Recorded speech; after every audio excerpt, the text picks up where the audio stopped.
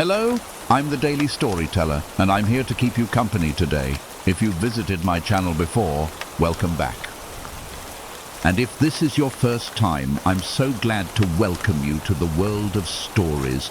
I know many of you use these videos to relax or to help fall asleep more easily. So get comfortable, let your body relax, and allow the gentle sound of rain in the background to wash away your stress and worries. In this video, you'll hear chilling stories, most of them based on true events, told with honesty and depth. If you enjoy this content, please like the video and subscribe to my channel. Now then, let's begin.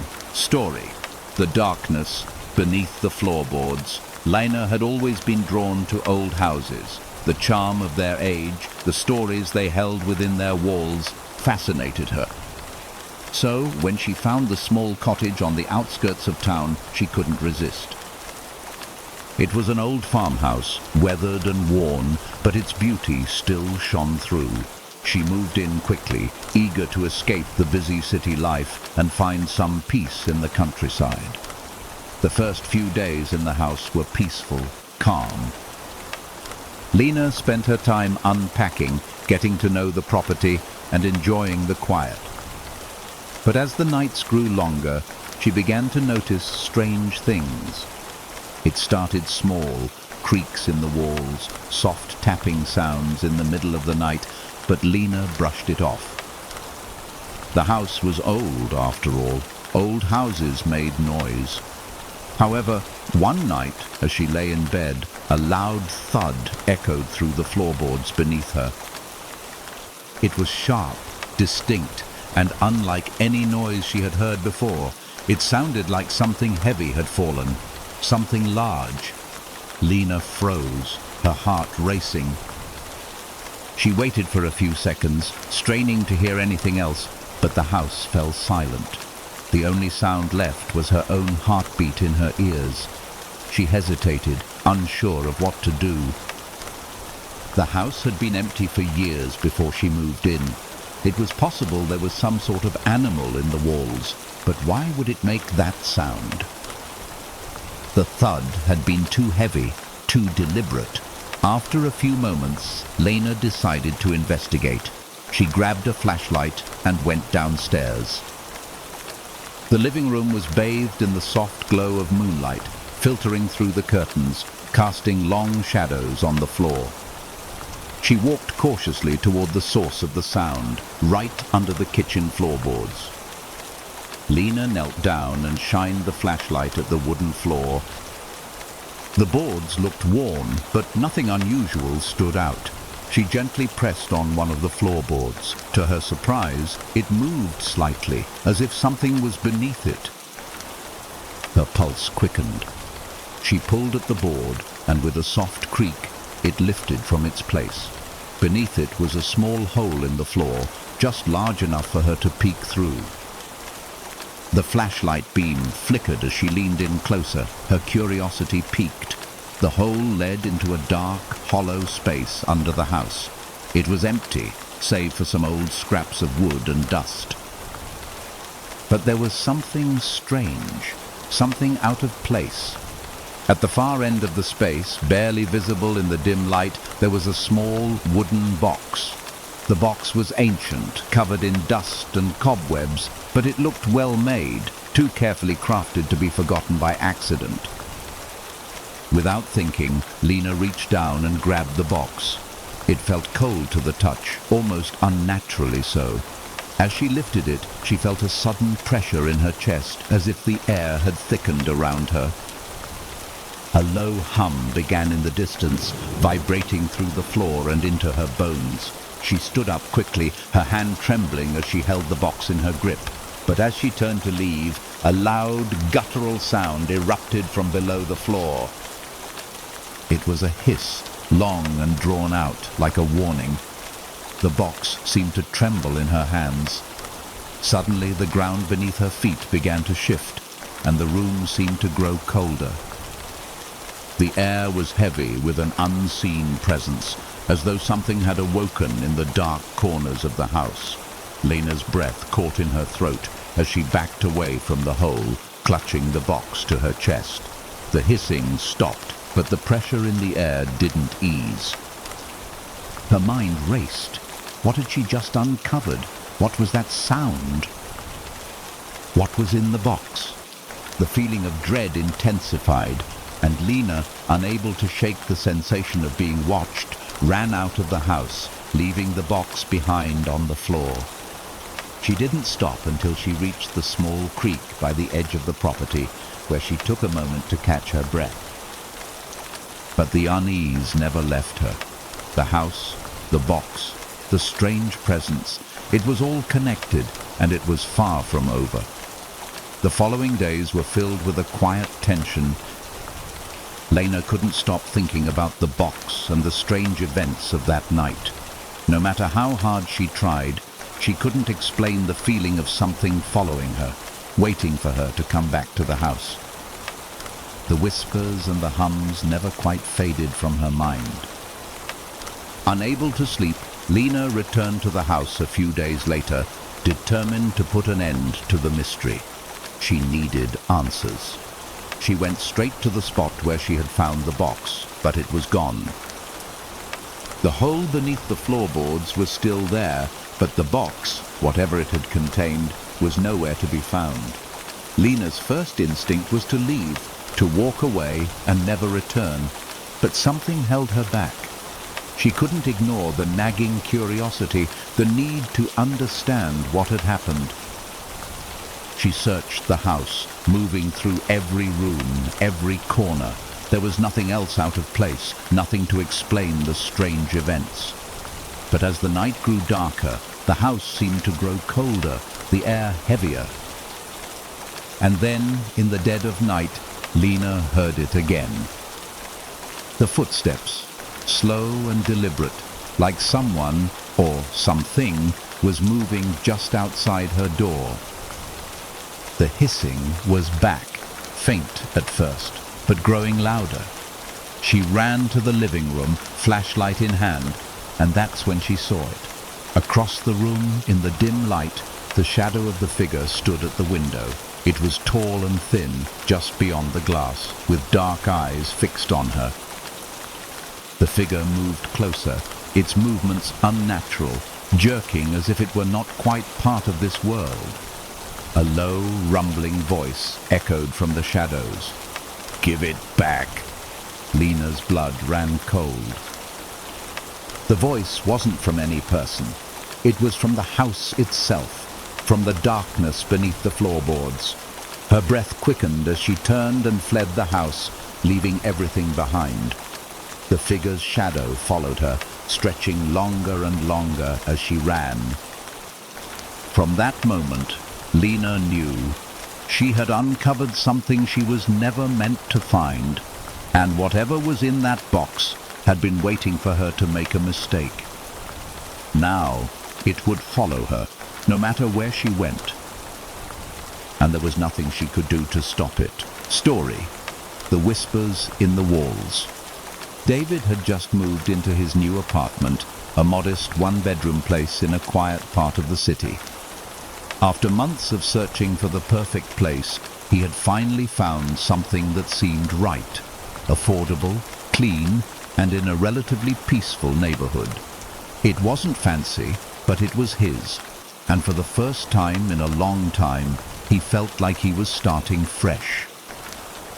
The first few days were uneventful. He spent his time unpacking, setting up his furniture, and getting used to the neighborhood. But as the nights grew longer, things began to change. At first, it was subtle. Strange sounds coming from the walls, scraping noises, soft tapping, and occasional faint whispers that would echo through the apartment when the house was quiet. David assumed it was just the old plumbing or the pipes expanding and contracting in the cold. The building was old, after all.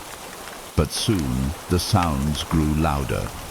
The tapping became more rhythmic, like someone was tapping on the walls with their fingernails. Then came the whispers, faint at first, but gradually getting clearer. They weren't full sentences, just fragmented words, soft, unintelligible murmurs that seemed to come from within the walls themselves. David lay awake at night, straining to hear the whispers, but when he tried to focus on them, they would always stop. It was as if whatever was making the sounds knew he was listening. He would get up, walk around, and check the apartment, but every time he did, there was nothing there. No one was ever around, and the building was eerily quiet, as if the noises had vanished the moment he tried to catch them. After a week of sleepless nights, David finally decided to investigate. He stood in the middle of the living room, his heart pounding, listening to the faint whispers coming from the wall near the bedroom. He could hear it more clearly now, two voices, low and raspy, as if they were talking just out of his reach. "Leave! Get out! Before it's too late!" The words were clear enough this time, sending a chill down his spine. His breath caught in his throat, and he immediately rushed to the bedroom, pressing his ear against the wall. But as soon as he did, the whispers stopped. He pulled away from the wall, his mind racing. The building was old, but this was different. It wasn't the sound of pipes or settling floors. It felt personal, as if someone, or something, was trying to communicate with him. David shook his head, telling himself it was just the stress of moving and adjusting to a new place.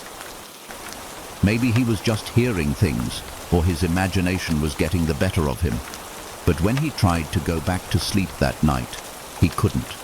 The air in the room felt thick, suffocating, like something was pressing down on him. And then it happened again. The whispers. This time they were louder, clearer, and closer, as if they were coming from within the room itself. He could hear them all around him, the words curling into his mind like a cold whisper from a forgotten past. "Don't stay. It's waiting. In the dark."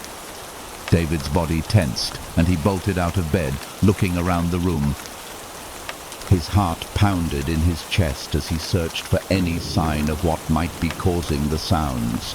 He reached for the light switch, his hand trembling as he flicked it on. The room was empty. The apartment was silent again. The whispers had stopped, leaving David standing in the middle of his bedroom, drenched in cold sweat, heart still racing. He couldn't explain it, but something was wrong with this place. Something was watching him, waiting for him to make a mistake. The next day, David decided to do some research. He walked down to the local library and started looking into the history of his apartment building. After hours of searching, he finally found something, a newspaper article from the 1920s detailing the mysterious disappearance of a tenant who had lived in the building. The article mentioned strange occurrences in the apartment, but the authorities had never been able to figure out what had happened. According to the article, the tenant had reported hearing voices coming from the walls, much like David was experiencing. The voices grew louder and more aggressive over time, eventually driving the tenant to madness. They had disappeared one night without a trace, leaving behind only a cryptic note that read, "It's in the walls, it's waiting."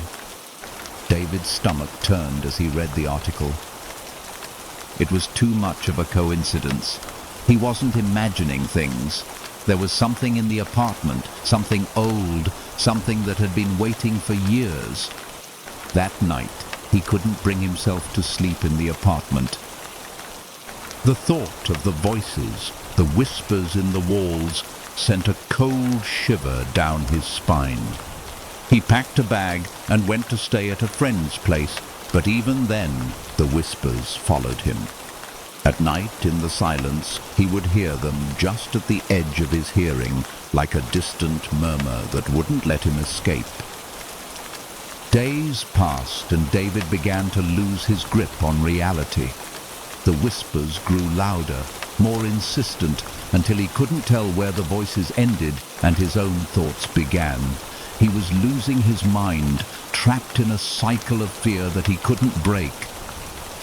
One night, driven by desperation, he returned to the apartment, determined to end it. He would find out what was in the walls once and for all. He grabbed a crowbar from the tool chest and began prying up the floorboards in the living room. The noise of the wood splintering filled the apartment, but all the while the whispers grew louder, frantic. "Stop! Don't open it. It's too late." His hands trembled as he pulled up the last of the boards. Beneath the floor was a small, hidden compartment. Inside was a box, a wooden box, old and worn. It was sealed tightly with metal clasps, and the moment David laid eyes on it, the whispers stopped. A cold, suffocating silence filled the room. David reached for the box, his hands shaking, and slowly opened it. Inside, wrapped in old cloth, was a small, broken mirror. The moment he touched the mirror, the room went dark. The whispers returned, louder than ever before, filling his mind with images, flashes of people, faces twisted in agony, trapped in the walls. He could feel their hands, their cold, clammy fingers brushing against his skin, pulling him toward the mirror. And then he understood. The voices weren't trying to warn him. They were calling to him. They wanted him to join them. As the darkness closed in, David's last thoughts were of the strange hidden faces that had been waiting in the walls all along, waiting for someone like him to come and unlock the door. Story. The eyes in the mirror. Sophia had always loved antiquing. The thrill of discovering forgotten treasures, the mystery of the past wrapped up in old furniture and trinkets, had always fascinated her. So when she found the ornate mirror at the flea market one Saturday afternoon, she couldn't resist. It was beautifully framed, with intricate silver filigree winding around the edges. The mirror was old, clearly aged, but it still held an undeniable charm. The seller, an elderly man with a soft, weathered voice, had warned her when she inquired about it. "That mirror, it has a history," he said, glancing around nervously as if he didn't want anyone overhearing. "It's been passed down through generations. They say it holds more than just reflections. People claim they see things in it, things that aren't there." Sophia laughed, thinking it was just an old man's superstition. "I love it. I'll take it." He hesitated, then nodded, but with a knowing look that made Sophia shiver ever so slightly. He wrapped it carefully and handed it to her, his eyes lingering on her face for a moment longer than necessary. When she brought the mirror home, Sophia placed it in her living room. The large wall above the fireplace was the perfect spot for it, and she loved the way it caught the light. For the first few days, everything seemed normal. The mirror simply reflected the room, its polished surface bright and inviting. But one night, as she sat on her couch reading, she noticed something strange. She glanced at the mirror only for a moment, but in that fleeting instant, she thought she saw something move in the reflection, something that wasn't there in the room. A shadow. At first, she brushed it off, blaming the flickering of the candlelight, or perhaps the angle of the mirror. But the next night, she saw it again. This time, the shadow was clearer, more defined. It looked like a person, standing behind her. Sophia's heart skipped a beat, and she turned around quickly. But the room was empty. No one was there. She couldn't shake the feeling of being watched, and the more she thought about it, the more the unease grew. Each time she glanced at the mirror, she felt the presence of something or someone just behind her. The next few days were filled with strange occurrences. Sophia would see fleeting glimpses of movement in the mirror, something that was never in the room with her. At times, she would walk into the living room and catch a glimpse of a figure in the reflection, just out of the corner of her eye. But when she turned around, the room would be empty. The worst part was the eyes. Every time she looked into the mirror, she felt like she was being watched. And sometimes, when she looked at her reflection, she swore she saw eyes staring back at her, eyes that didn't belong to her. It started slowly, like a trick of the light, but then it became more pronounced. The eyes in the mirror would shift, moving ever so slightly, like they were trying to communicate with her. The eyes would follow her every move, no matter where she went, no matter what she did. She could feel their gaze, cold and unnerving, locking onto her. One evening, after weeks of sleepless nights, Sophia decided to confront the mirror. She stood in front of it, staring at her reflection. Her heart raced as she spoke aloud. "What do you want from me?" The eyes in the mirror shifted, their gaze intensifying, and then a low whisper filled the room. It was faint, almost imperceptible, but it was there. "Help me!" Sophia recoiled in horror, her breath coming in quick gasps. The voice came again, louder this time, more desperate. "Help me, please." She felt a chill run through her body, and the mirror seemed to pulse with an unnatural energy. The room around her grew colder, the air heavy with a sense of dread. She had to get away from it. She had to leave, to escape whatever was trapped within the mirror. But as she turned to walk away, something happened. The reflection in the mirror didn't follow her movements. It stayed still, staring at her, its eyes now wide with terror. Sophia froze, her pulse hammering in her chest. The reflection in the mirror began to move, slowly at first, and then more frantically.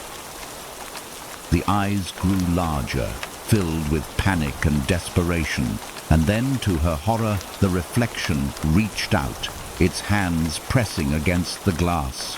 Sophia screamed and stumbled backward, her breath ragged. She turned away from the mirror, but she could still hear the whispers, still feel the cold eyes watching her. She knew then that whatever was in the mirror wasn't just a reflection. It was something real, something that had been waiting for her to unlock its presence. The whispers didn't stop. They followed her, echoing in her mind even when she wasn't in the living room. No matter how far she tried to distance herself, the mirror seemed to be everywhere, its presence clinging to her like a shadow, suffocating her every thought. Sophia had to know the truth. She couldn't live like this, constantly on edge, constantly hearing the voice of the thing trapped in the mirror. So one afternoon she made a decision. She would destroy it. She had to. Whatever was in the mirror had to be let out, or it would consume her from within. With trembling hands, she grabbed a hammer. She stood in front of the mirror, staring at her reflection one last time. The eyes, those cold, penetrating eyes, watched her, their gaze unwavering. She could hear the whispers now, louder than ever. "Help me!" With one swift motion, she raised the hammer and brought it down on the glass. The mirror shattered with a deafening crack, the sound reverberating through the room. Shards of glass scattered across the floor, but as the pieces fell, the room seemed to freeze in time. For a moment, there was complete silence, and then the eyes appeared again, no longer in the mirror, but in the shards of glass that lay scattered across the floor. They blinked slowly, as if coming to life. The whispering stopped, and for the first time in weeks, the apartment was quiet. But as Sophia stepped back, feeling a sense of relief wash over her, she noticed something. In the reflection of the broken glass, she could still see herself. but not quite. Her reflection was wrong. It was distorted, twisted, like the glass had stolen part of her soul, and as she stared into her own eyes, she saw something new, something that hadn't been there before. The eyes in the glass weren't just watching her anymore. They were smiling, and as Sophia backed away, the smile grew wider, more sinister. The whispers returned, but now they weren't in her mind. They were in the room, in the broken glass, in the reflection. "You can't escape me now." Sophia turned and fled, but she knew deep down that no matter how far she ran, the eyes would always be with her. Story. Footsteps in the attic. When Lily moved into the old Victorian house on Willow Lane, she was thrilled. It was the kind of house she had always dreamed of, grand, with tall windows, wooden floors that creaked with age, and sprawling rooms filled with history. It was perfect for her, a young woman eager to escape the cramped city apartment life and experience something different, something timeless. The house, though slightly worn from years of neglect, had its charm. The garden was overgrown with wildflowers, and the attic was filled with forgotten items, dust-covered boxes, and old furniture. It was like stepping into a different era. The moment she saw the attic, she felt an odd connection to it. It felt secluded, mysterious, as though it held secrets she wasn't meant to know. But she couldn't resist exploring. The first few nights were peaceful, just what Lily had hoped for. The soft rustling of leaves in the breeze, the occasional chirp of a bird, everything felt serene. But then the sounds began. It started with what she thought was the wind, gentle thuds and bumps that came from the attic.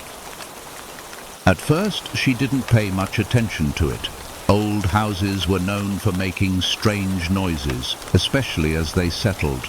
But as the nights passed, the noises grew louder, more distinct, and they always seemed to happen at night, when the house was still and the world outside was asleep. One evening, as Lily sat reading on the couch, the noise became unmistakable. It was a soft thump, followed by a scraping sound. It came from directly above her, from the attic. Her heart skipped a beat. She put down her book, straining to listen, hoping that it was just the house settling again. But then there was a loud thud, like something heavy had fallen. Lily stood up, her pulse quickening. "What was that?" she muttered under her breath. She hesitated for a moment, debating whether to investigate or just ignore it. But curiosity won over her fear. She grabbed a flashlight from the kitchen drawer and made her way toward the attic stairs. The staircase was narrow and creaked under her weight as she ascended into the dark, dust-filled space. The air was thick with the smell of old wood and forgotten memories. As she reached the top, she paused at the threshold, her breath catching in her throat. The attic door was slightly ajar, just enough for a sliver of darkness to peek through.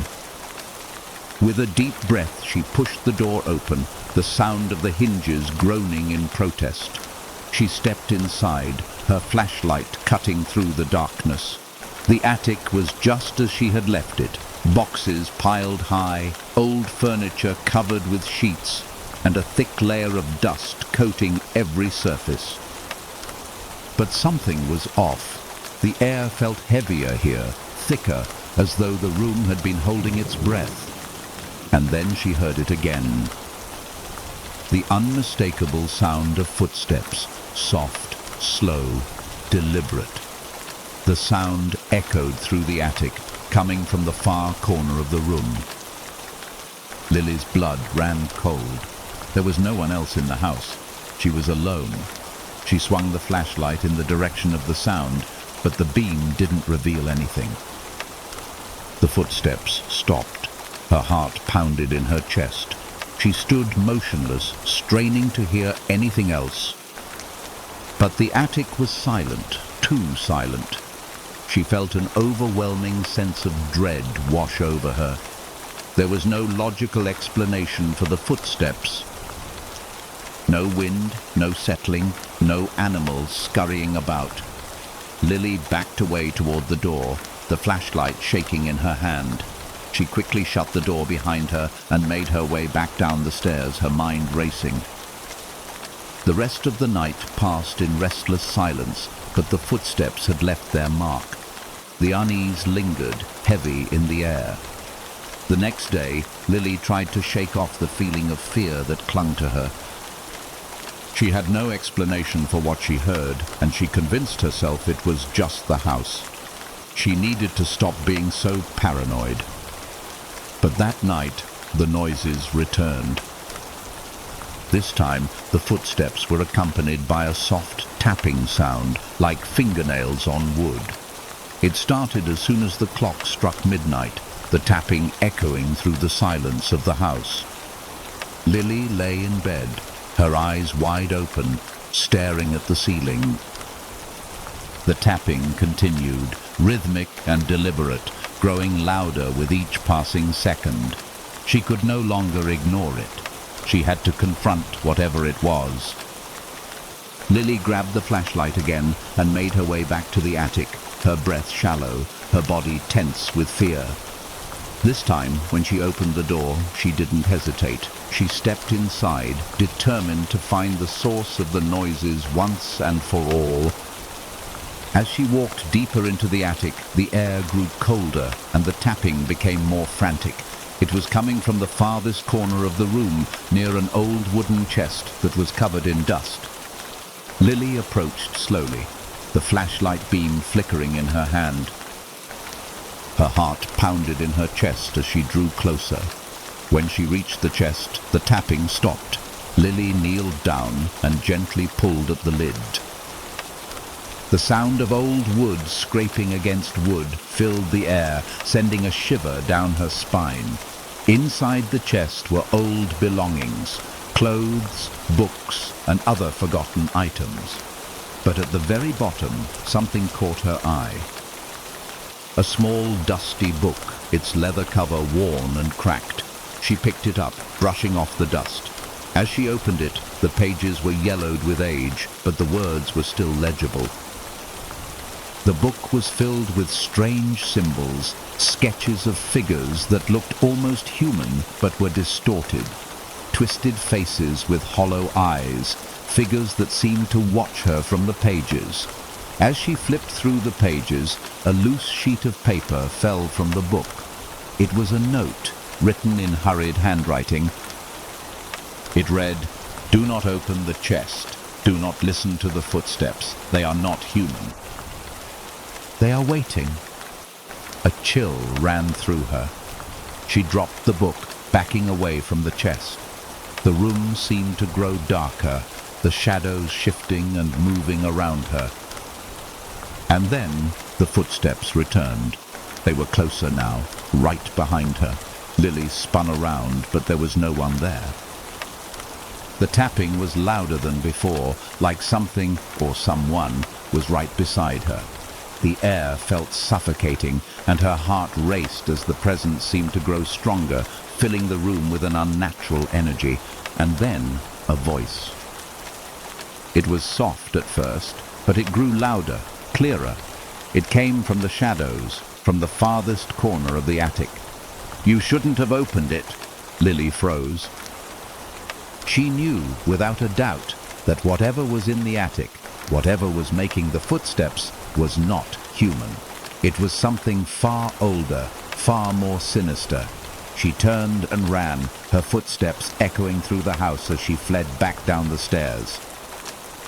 But no matter how fast she ran, the footsteps behind her grew louder, closer, and the whispering, that terrible whispering, followed her into every room of the house.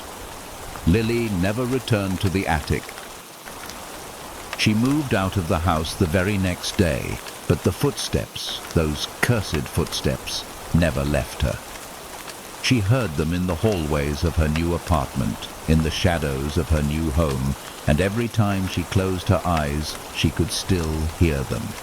And she knew deep down that whatever was waiting in the attic had followed her, and it would never stop.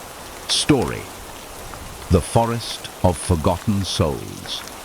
The dense forest that bordered the small town of Black Hollow was one of the most talked about places in the area. People referred to it as the Forest of Forgotten Souls. It was not a place that the townspeople ventured into, and for good reason. Legends of disappearances, strange sounds, and eerie happenings had been passed down for generations. Those who entered the forest often didn't return, or if they did, they were never the same. Alex had heard the stories all his life, but like most young people, he dismissed them as mere superstition, old folk tales designed to scare children and keep them away from places they shouldn't be. After all, he was an adult now, and the idea of supernatural forces didn't faze him. But something about Black Hollow called to him, and the curiosity of the forest was too strong to resist. When Alex arrived in Black Hollow for a short weekend getaway, he decided to explore the forest. The sun was setting, casting an orange hue over the land, but he felt drawn to the thick trees and the darkness that seemed to stretch deep into the woods. He was determined to prove to himself that there was nothing to fear. With his backpack filled with supplies, Alex entered the forest as the last rays of sunlight disappeared behind the horizon. The forest was eerily quiet, and the only sound he could hear was the crunch of leaves beneath his boots. The further he went, the more he felt the air grow thicker, heavier, like something was watching him, waiting for him to take one wrong step. Hours passed, and Alex found himself deeper in the woods than he had intended. The trees towered above him, their branches weaving together, blocking out the sky. He tried to turn around and retrace his steps, but nothing looked familiar. The forest felt wrong. He felt disoriented, as if the paths he had walked had changed when he wasn't looking. The trees seemed to move, shifting in ways that defied logic. And then he heard it, a soft, distant whisper, barely audible at first. It was as if someone was speaking his name, just faintly, like a breeze through the leaves. Alex! He froze in his tracks. The hairs on the back of his neck stood on end as he glanced around. There was no one there, but the whispering continued, growing louder, more insistent. He felt the urge to turn around and leave, but something kept him rooted to the spot. Alex, you've come. The voice came from deeper in the forest, and Alex couldn't tell whether it was real or just his imagination playing tricks on him. He tried to shake off the fear, but the whispers were too compelling, too real. Against his better judgment, he followed the sound, pushing his way through the dense undergrowth. As he ventured further into the heart of the forest, the atmosphere grew colder. The air felt heavy, oppressive, as if the trees themselves were closing in on him. And then he saw something. A figure standing at the edge of a small clearing, barely visible in the shadows. It was a woman, her back to him, draped in a long, tattered white gown. Her hair was long and wild, blowing in the wind as if it had a life of its own. Alex's heart raced. He called out to her, but she didn't respond. She remained still, unmoving, staring straight ahead. Curiosity overtook him, and he stepped closer, trying to get a better look at her. But as he drew near, the woman suddenly turned around. Her face was hollow, empty, no eyes, no mouth, just smooth, pale skin stretched tight over her skull. A dark, inky shadow seemed to leak from the hollows of her face, like something was crawling beneath her skin. Alex! The voice, now distorted and almost unnatural, rasped through the air. You shouldn't have come." Before he could react, the woman vanished into the shadows, disappearing as if she had never been there at all. Panic surged through Alex's chest. His breathing became shallow as he looked around, realizing that he was no longer alone in the clearing. The forest had changed. The trees, now looming ominously, seemed to twist and move, their branches reaching out like gnarled fingers. The air was thick with whispers, the voices of countless souls speaking in unison, their words unintelligible but filled with a deep, anguished longing. "Alex, stay with us. Forever." The ground beneath his feet shifted, as if the earth itself was alive, pulling him deeper into the forest. He stumbled backward, his pulse racing, his mind screaming at him to run. But no matter how fast he moved, the whispers followed him, growing louder, more urgent. In the distance, he could hear something. Heavy footsteps, coming closer, moving faster. He spun around, his heart pounding, but there was no one there, just the shadows, the trees, and the relentless whispering. And then the footsteps stopped. There, standing before him, was a figure, tall, dark, and towering over him. Its face was obscured, hidden in shadow, but Alex could feel its eyes on him, cold, lifeless eyes that pierced through him like daggers. "Leave this place," the figure said, its voice deep and echoing in his mind. "You are not meant to be here." Before Alex could react, the ground beneath him gave way, and he fell. He tumbled down into the earth, into the darkness below, where the whispers became deafening. His body hit the cold, damp ground with a thud, and for a moment, everything went black. When Alex woke up, he found himself in a place that was no longer the forest. It was dark, suffocatingly so, and the air was thick with the smell of decay. He tried to stand, but his legs were weak, his body trembling with fear. Around him were twisted shapes, figures like the woman he had seen earlier, standing in the shadows, their faces twisted and hollow. They watched him with eyes that glowed faintly, their gazes filled with an emptiness that chilled him to the bone. "You've crossed the line," one of the figures whispered, its voice as hollow as its face. "Now, you're one of us." Alex stumbled to his feet, panic flooding his veins as he realized what was happening. He was trapped, bound by the same darkness that had claimed the souls of countless others before him. He tried to scream, to run, but the figures closed in around him, their cold hands reaching out to pull him deeper into the abyss. The last thing Alex saw before the darkness swallowed him was the forest, its twisted trees, its haunting whispers, and the face of the woman standing at the edge, her hollow eyes locked onto him. And then there was nothing. Story. The breath behind the curtain. Samantha had always been a lover of vintage decor. She enjoyed the thrill of finding unique, forgotten items that told a story.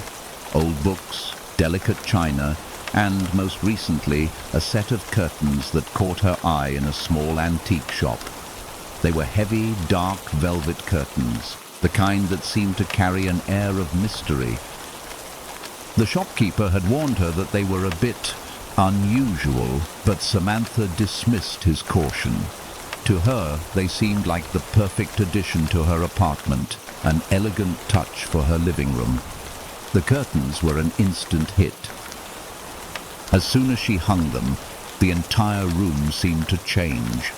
The soft velvet fabric added a certain darkness to the space, which made it feel more intimate, more cozy. At least that's how it felt at first. But something began to shift in the following days. It started with small things, nothing that Samantha could easily explain. The curtains, which she had hung neatly, would sometimes be slightly askew when she returned home. A corner would be pulled back just enough for a sliver of light to peek through. She would pull them shut again, thinking it was the wind. But the next day, the same thing would happen. It wasn't until one night, after a long day at work, that Samantha noticed something truly unsettling. She walked into her living room, as she usually did, and saw the curtains drawn wide open. But there was something off. As she stepped closer, she felt a sudden, inexplicable chill in the air. The room had always been warm and inviting, but now it felt cold, like a draft had swept through it, though all the windows were tightly shut. She stared at the curtains, her heart beating faster for no reason she could comprehend. Something about them felt wrong. With hesitation, she walked up to the window and pulled the curtains back to check outside. But there was nothing there, no one standing in the shadows, no movement in the dark alley below her window, just the quiet of the night. But as she was about to pull the curtains shut again, something made her stop. It was a soft, barely audible sound, a breath, slow and steady, almost like the air had been exhaled from someone's lungs right behind the curtains. Samantha's heart skipped a beat, and she spun around, looking over her shoulder. No one. She was alone. The sound came again, this time louder, as if someone was standing behind the curtains just inches away from her. Her breath caught in her throat as she slowly, cautiously pulled the curtains apart. There was nothing. No one standing in the shadows. No figure lurking behind the velvet fabric. She exhaled in relief, trying to calm herself, thinking it had to be her imagination. But that night, she didn't sleep well. Every time she closed her eyes, she could hear it, the slow, steady breath, almost as if it were waiting for her to fall asleep. The next few days passed in a blur of unease. Samantha tried to push the incident out of her mind, but the feeling of being watched persisted. The curtains, which had once felt so comforting, now felt like a barrier, a veil, hiding something from her. She began to feel an overwhelming sense of dread every time she walked into the room. One evening, after another long, tiring day, she returned home to find the curtains once again drawn wide open. But this time, it wasn't the air or a small draft that unsettled her. It was the oppressive, suffocating silence that filled the room. She could feel it now. The presence. Something was behind those curtains, something that hadn't been there before. Without thinking, Samantha reached out and slowly pulled the fabric aside. Her breath hitched as she stared into the reflection of herself in the window. The room was dark, the only light coming from the street lamp outside, casting long shadows across the room. But as she looked into the glass, she saw something else. A figure, faint but unmistakable, standing just behind her, inches away. The figure was tall, its features indistinguishable, but its presence was real. She could feel the weight of it pressing down on her. She turned quickly, her heart pounding in her chest. The room was empty. Her breath came in shallow gasps as she turned back to the window, peering into the reflection again. The figure was gone, but the air in the room felt thick, suffocating, as if something was still there, something invisible. The soft sound of breathing returned. It was in the room now, filling the space around her, a slow, deliberate exhale just behind her. "Who's there?" Samantha whispered, her voice trembling. But there was no answer. The air grew colder. She turned, half expecting to see someone standing in the room with her, but the space was empty. There was no one there, just the oppressive stillness of the room, the curtains gently swaying in a draft that hadn't been there moments before. Suddenly, the curtains moved. just slightly at first, like something was brushing against them from the other side. Samantha froze, her breath catching in her throat. Then, without warning, the curtains were yanked back violently, as if something, or someone, was pulling them apart. And there, standing in the doorway, was a figure. It was a man, but not fully human. His face was twisted, pale, and elongated, like something that had been carved from stone and left to decay in the dark. His eyes were black, endless voids, empty and cold, staring straight at her. Samantha screamed and backed away, but her legs wouldn't move. The figure stepped forward, its movements jerky and unnatural, as if it was being controlled by something far more sinister than itself. No, Samantha whispered, her voice barely audible. The figure stopped, just inches away from her, its face now impossibly close. She could feel the cold air around him, the pressure of his presence, as though he was pressing into her very being. And then the whisper came again, but this time it was not just a breath. It was words, words that sent a chill through her bones. I've been waiting for you.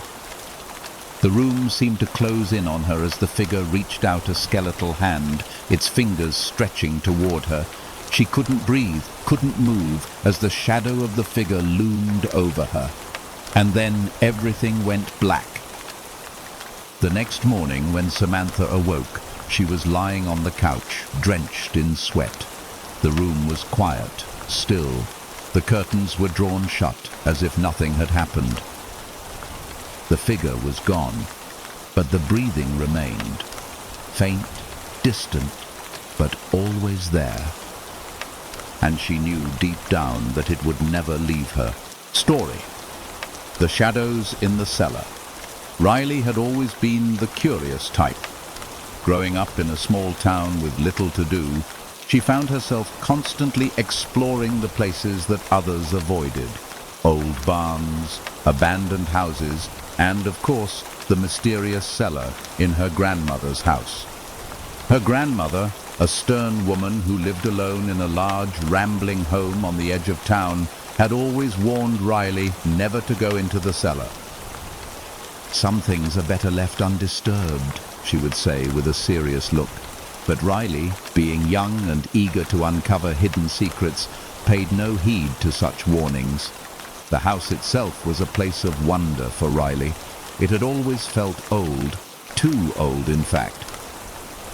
The floors creaked as if they were carrying centuries of memories, and the air always smelled faintly of dust and time. The rooms were filled with antiques, old furniture, and faded photographs of ancestors Riley had never met. Yet it was the cellar that intrigued her the most. It was the one part of the house her grandmother never talked about.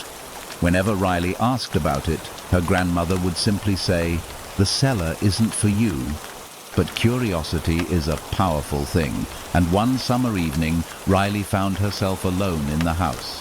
Her grandmother had gone out to visit a friend, and Riley, with no one to stop her, decided that today would be the day. She was going to see what lay beyond the old wooden door that led to the cellar. The door was tucked away in the hallway, almost hidden behind a large, faded tapestry. Riley knew it had always been there, but she had never dared to open it. The doorknob was cold in her hand as she turned it, and with a deep breath, she pulled the door open. The first thing she noticed was the smell. The air that rushed out of the cellar was stale, damp, and thick with the scent of earth and something else, something faintly metallic, like rust. It was darker than she expected, the light from the hallway barely penetrating the gloom below. She could see nothing but shadows and the faint outline of steps leading downward. The stairs creaked underfoot as she descended slowly, her heart thudding in her chest. At the bottom of the stairs was a large room. its walls lined with shelves filled with boxes, old furniture, and forgotten relics. The floor was covered in dust, and a thin layer of cobwebs stretched from the rafters above. But it wasn't the dust or the cobwebs that made Riley feel uneasy. It was the shadows. They seemed to move on their own, shifting in ways that didn't make sense. As Riley stepped further into the cellar, she felt it. A cold, prickling sensation on the back of her neck, as though she were being watched. She froze, her breath caught in her throat. For a moment she stood perfectly still, trying to listen, trying to figure out what was wrong. The silence around her was oppressive, but then, faintly, she heard something almost imperceptible.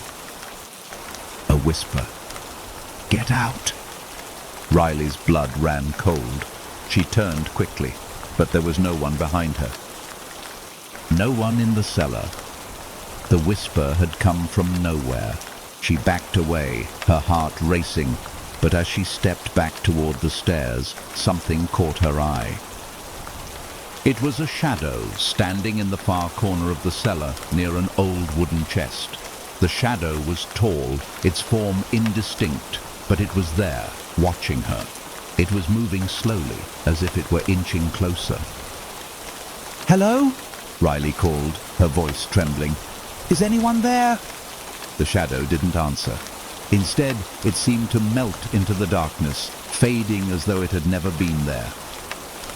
Riley's pulse was racing now, her instincts screaming at her to leave, but she couldn't tear her eyes away from the corner of the cellar. Something was there. She knew it. She could feel it, even if she couldn't see it. Then, as if answering her unspoken thoughts, the shadow reappeared. But this time, it was closer. It had moved across the room without making a sound. Riley stumbled backward, her breath coming in short gasps, her mind screaming at her to run. But the cellar door slammed shut with a force that made her jump. The whispering grew louder, more urgent, as the shadow seemed to shift, its form becoming more defined. It wasn't just a shadow anymore. It was something darker, something with intention. Its shape became clearer, a figure, tall and hunched, with hollow eyes that glowed faintly in the dark. "Get out! Now!" The voice was louder, coming from the figure itself. Riley's legs trembled as she bolted toward the stairs, but the figure was faster. It moved with unnatural speed, reaching for her with long skeletal hands. She screamed, throwing herself up the stairs, her fingers fumbling to grip the doorknob. She made it outside, slamming the door shut behind her. Her breath came in ragged gasps as she backed away from the cellar, her body shaking. The house felt colder now, the shadows deeper. She ran to the front door and threw it open, her feet pounding against the ground as she fled into the night. That night, Riley couldn't sleep. The image of the shadowy figure, its glowing eyes and bony fingers, haunted her thoughts. She knew she couldn't return to the cellar, not after what she had seen. But the whispers followed her, faint at first, like a distant murmur in the back of her mind. It wasn't just the cellar anymore. The voices were everywhere. The next morning, Riley tried to shake off the fear, telling herself it was just a trick of the mind, a result of spending too much time alone. But when she went into the kitchen, she saw something that made her blood run cold. Fresh, dark footprints on the floor. They weren't there the night before. They led from the back door across the kitchen and stopped at the cellar door. The door was open. Riley's heart pounded as she stared at the footprints, her mind racing. How could they be there? She hadn't gone near the cellar since the night before. No one had. But there was something else now, something far more unsettling. The shadows in the corners of the house seemed deeper, as if they were waiting for her to step into them. The house, once her refuge, now felt like a prison. And deep down, Riley knew she wasn't alone anymore. Whatever had been in the cellar, whatever was watching her from the darkness, had followed her into the rest of the house. The whispers were louder now, coming from the walls, from the ceiling, from beneath the floorboards. "You can't escape." And that was the last thought Riley had before the shadows in the corners of the house reached out and pulled her into the dark. Story. The forgotten voice. Maggie had always felt a sense of isolation in her small apartment, despite being surrounded by people in the bustling city. It was as if she lived in a world of her own, separated from everyone else by an invisible barrier.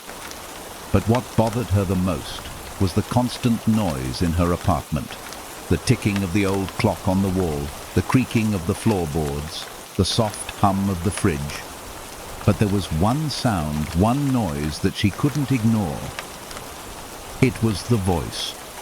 At first, Maggie thought it was her imagination.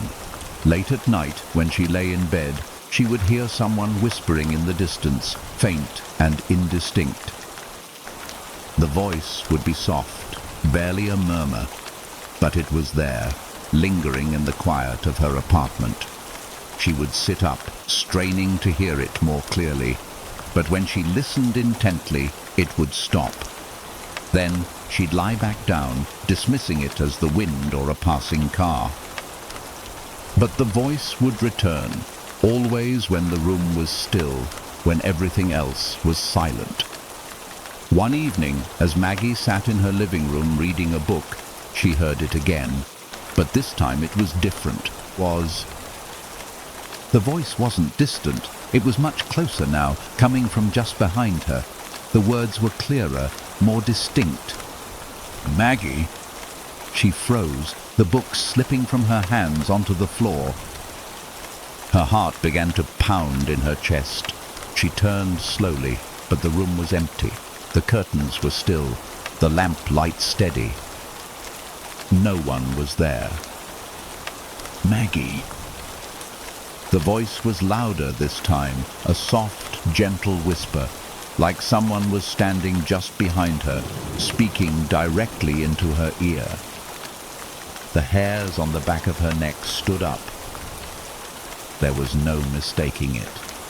It wasn't a sound from the outside world. It was coming from within her apartment, from somewhere she couldn't see. She rushed to the hallway, her breath shallow as she looked around, her mind racing. But there was no one there. The apartment was just as she had left it, silent and still. Yet the voice echoed in her mind. Who is that?" Maggie whispered, almost afraid to speak aloud. But the words came back to her, the voice repeating her name as if it was calling to her, beckoning her into the darkness. That night, sleep didn't come easily. The voice had filled her mind, and no matter how hard she tried to ignore it, it kept coming back. She lay in bed, the sound of her own heartbeat pounding in her ears, until eventually exhaustion took over and she drifted off into a restless sleep. The next morning, Maggie decided she couldn't ignore the voice any longer. She needed answers. She had grown up in this apartment and there was no logical reason for the strange whispers. She had to know if someone was hiding in the walls, or if it was her imagination playing tricks. That afternoon, she went to the local library to research the history of the building. The librarian was an older man with glasses that sat low on his nose. When Maggie asked about the building's history, his expression darkened and he lowered his voice. "There's something odd about that building," he said, glancing over his shoulder as though afraid someone might hear him. "It's been here for over 100 years. The old tenants, they say it's haunted." Maggie's heart skipped a beat. "Haunted? By what?" The librarian hesitated before answering. "It's not what, it's who. There was a woman who lived in that building many years ago. She was a singer, I think. Lived alone, didn't have many visitors. But one night, She disappeared. No one ever found her, just vanished. Some say she still lingers in the building. The voice you hear, it's hers. Maggie felt a chill run down her spine. She had heard stories of hauntings, but she had never believed in them. Now, standing in the library with the librarian's words echoing in her mind, she wasn't so sure anymore. Could it be true? Could the voice in her apartment belong to the woman who had vanished so many years ago? That night, Maggie returned home, her mind filled with the librarian's story. She had to know more. She needed to hear the voice again. She sat in her living room, her eyes fixed on the clock ticking away on the wall. The apartment was eerily quiet, and the air felt thick, as though it was holding its breath. Then, as the clock struck midnight, she heard it again. "Maggie!" The voice was clearer this time, unmistakable. She stood up, her feet trembling as she followed the sound, unable to stop herself. The whisper was coming from the hallway just behind her, urging her to move. "Maggie, come closer. I need you." Without thinking, she followed the voice, walking down the hallway toward her bedroom. The door to the room was slightly ajar, and the whispering grew louder with every step. As she stepped inside, she felt a coldness settle around her, the temperature in the room dropping by several degrees. The curtains fluttered as though a breeze had passed through, even though the windows were closed tight. The voice was now right behind her. "Maggie!" She spun around, her breath caught in her throat. And there, standing in the corner of the room, was a figure. It was blurry at first, a wisp of movement, but as her eyes focused, the image became clearer. It was a woman, her face pale, her features soft, her eyes hollow and empty. Her mouth moved, but no words came out. The woman smiled, a sad, haunting smile. "Maggie," she whispered, her voice cold and distant. "I've been waiting for you." Suddenly, the woman lunged forward, her hands outstretched as if to touch her. But before Maggie could react, the figure vanished into thin air. The room fell silent, the chill dissipating. Maggie stood there, frozen, her body shaking with fear. She could still hear the whisper in her mind, the words echoing in her ears. "I need you, Maggie." That night, Maggie couldn't sleep. Every time she closed her eyes, she saw the woman's hollow, empty face. The whispers continued, haunting her even in her dreams. And she knew with an unsettling certainty that the woman wasn't done with her. The voice was calling her, and soon it would be time for Maggie to join her. Story, the face in the window. Laura had always been proud of her independence. After years of living with roommates, she finally bought her own apartment, a small, cozy space in an old building on the outskirts of town. It was a quiet neighborhood, far from the bustling streets and endless noise of the city center. She loved the solitude, the peace, the comfort of having a space that was all her own. The apartment was charming in its own way, with vintage features that gave it character. The hardwood floors creaked with age, the windows were tall and framed with heavy curtains, and the walls were adorned with old paintings and family photos. Laura quickly settled in, arranging her things just the way she liked them, and for the first few weeks everything felt perfect. But soon, strange things started happening. It started with the lights. Laura would leave for work in the morning, only to come home at night to find that a lamp in her living room was on when she was sure she had turned it off. At first, she thought she had simply forgotten to switch it off, but it happened again and again. She started double-checking all the switches before she left, but still the lights would flicker on as if someone were playing with them. Then came the sounds. Soft whispers, low voices that seemed to come from the walls or from just beyond the apartment would echo in the dead of night. She'd wake up suddenly, heart pounding, ears straining to catch the source of the noises. But when she got out of bed and checked the apartment, it was always silent. The sounds would stop as soon as she stood up, leaving her to question her own sanity. But the thing that truly unsettled her was the face. It wasn't there at first, but one evening, as she sat on her couch reading a book, she glanced up toward the window.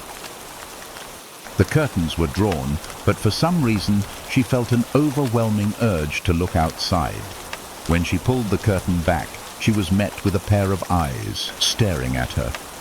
The face was right outside her window, pressed up against the glass as if it had been watching her for a long time. The figure was blurry, distorted in the dim light, but the eyes were unmistakable. They were wide, unblinking, cold, piercing straight through the glass, straight into her soul. Laura froze. She couldn't move, couldn't breathe. The face seemed to be grinning at her, an eerie smile that sent a wave of nausea through her body. She slammed the curtain shut and stepped back, her heart hammering in her chest. She stood there for a long moment, trying to shake off the fear, trying to rationalize it. It must have been someone walking by, she told herself. Maybe a neighbor, or even a passerby. It was just a coincidence. But deep down, she knew that wasn't true. Something was wrong. And it wasn't just a person outside her window. The next night, she tried to ignore the unease that gnawed at her. She kept the curtains drawn tightly, but the feeling of being watched didn't leave. Every time she glanced over at the window, she could feel it, the gaze, the presence, watching her from the other side. When she finally went to bed, she kept the lights on. She couldn't shake the feeling that the face would return, but when she awoke the next morning, everything seemed normal. The window was still covered by the curtains, and the face, whatever it had been, was gone. But then the face came back. It was almost like clockwork. Every night, when the sky darkened and the world outside her apartment grew quiet, the face would appear. At first, it was subtle, just the slightest glimpse of eyes, staring at her from behind the curtain. Then, it grew more insistent. The eyes would appear in the corner of the window, slowly moving, as if the figure outside was pressing itself closer to the glass. Laura was terrified, but every time she opened the curtain to confront it, the face would disappear, leaving nothing but the empty street outside. Yet, when she shut the curtain, the sense of being watched returned. It was as if the figure was toying with her, enjoying the fear it evoked. One night, she couldn't take it anymore. She grabbed her phone and called the landlord. "I think someone's been outside my window," she said, her voice shaky. "There's a figure standing there, just watching me. It's been happening every night." The landlord, a gruff man named Mr. Hart, didn't sound surprised. "There's no one outside your window, miss. This is an old building. The windows get foggy sometimes. It can play tricks on your eyes, but I'll check it out for you." Laura didn't believe him. The next night, she decided to take matters into her own hands. She sat up late, determined to catch the figure in the act. As the hour grew late and the apartment fell into silence, she positioned herself by the window, watching for any sign of movement outside. And then, just as she had expected, the face appeared. This time it was clearer than ever before. The eyes were wide and unblinking, and the figure was closer, almost pressed up against the window. The grin was unmistakable, distorted, almost inhuman. It felt like it was mocking her, enjoying her fear. But this time, something was different. The face didn't disappear when she opened the curtain. It stayed. And then, slowly, the figure raised a hand, pressed it against the glass, and began to move it, dragging its fingers down the window in slow, deliberate strokes. Screech! The sound of the fingers on the glass was deafening, like nails scraping across a chalkboard. It sent a sharp pain through her chest, and before she could stop herself, she screamed. She tried to slam the curtain shut, but the figure's hand was still there, its fingers scraping the glass as if it was inside the apartment with her, even though it was standing outside. The glass, suddenly fogged, cracked. Not from impact, but from the sheer pressure of the figure's presence. The cracks snaked across the window, splintering the air around them. "You can't hide," the voice rasped from behind the glass. Laura stumbled back, her heart racing as she watched in terror. The window was no longer transparent. The glass had become opaque, filled with a thick black fog. She couldn't see the figure anymore, but she could feel its presence, closer than ever before. The figure spoke again, its voice filling the apartment, echoing in her head. "Let me in." She ran. There was no hesitation. She bolted out of the apartment, never looking back. As she ran down the hall, she heard the voice once more, faint but unmistakable. "I'll be waiting for you." To this day, Laura never returned to that apartment. The building was abandoned a month later, and she moved far away, hoping to leave the face and its sinister grin behind. But at night, when she closes her eyes, she can still feel its presence, watching her, waiting for the moment when she will return. And she knows, somewhere deep down, that it never truly left. The house itself was beautiful, spacious, with a large backyard and high ceilings. It was everything Lucas had dreamed of, or so he thought. But there was something about it, something unexplainable. The moment he stepped inside, it felt as though the house had been waiting for him. The silence was thick, almost suffocating, and no matter how many lights he turned on, there was always a sense of cold creeping through the walls. The basement was the one place Lucas had always avoided. It was a large, unfinished space beneath the house with a low ceiling and dim lighting. His first night in the house, he had gone down to take a look, but the musty air, the old wooden beams, and the eerie stillness made him uneasy. The moment he descended the stairs, he felt like he was being watched. The floor creaked beneath his feet, and every shadow seemed to move in the corner of his vision. He quickly left the basement that night and told himself it was just his imagination. But as the days passed, the uneasy feeling didn't go away. He tried to dismiss it, but there were moments when the house felt wrong, especially when he was near the basement. Every now and then, late at night, he would hear strange noises from below, scraping sounds, soft thuds, and once what sounded like something heavy being dragged across the floor. This time they were louder, more distinct. He stood up and went to the basement door. His hand hesitated over the knob. His heart raced. The air felt colder, denser, as though the basement was calling to him. With a deep breath, Lucas opened the door and descended the stairs.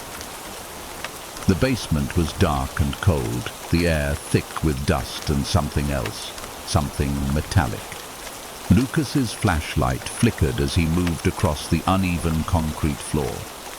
As he reached the far corner of the room, the scraping sound grew louder.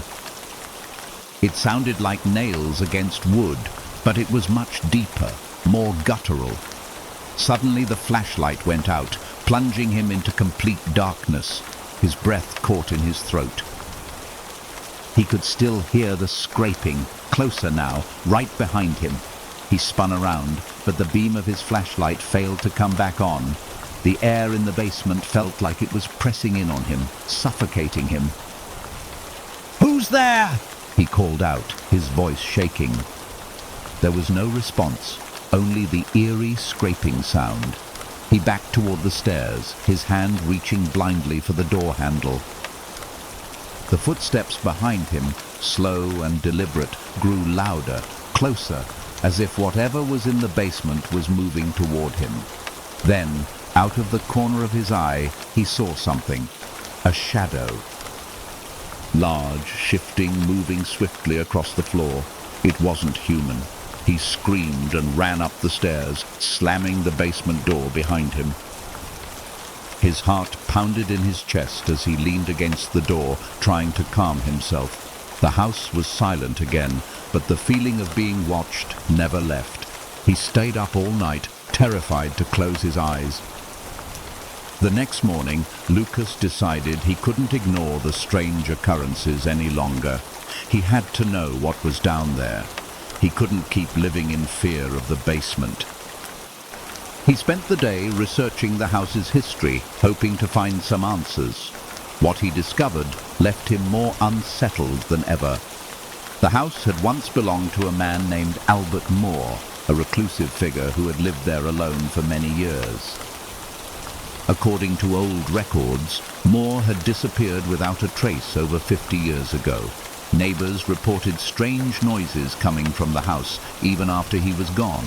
Some even claimed they had seen shadows moving in the windows at night, though no one had ever been able to explain it.